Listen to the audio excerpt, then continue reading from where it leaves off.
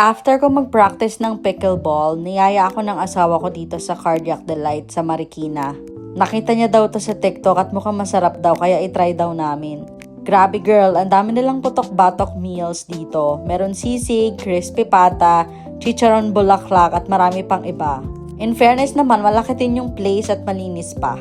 Limited nga lang yung parking kaya sa katabing establishment kami nagpark. Ito yung in-order namin, crispy kare-kare, grilled yampo at saka sinigang na baka. Medyo napadami yung order pero cheat day ko naman today kaya todo na to. In fairness, approve sa asawa ko yung kare-kare nila. Solid din yung grilled yampo pero pinaka-favorite ko yung sinigang na baka. Girl, comfort food talaga.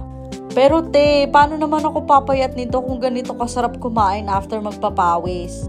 Buti na lang half rice na lang din ako, at least may pambawi man lang. Pero ate, sasawayan pa niya yan ng malamig na coke. Wala na, goodbye diet na talaga, sira na. Okay, bye!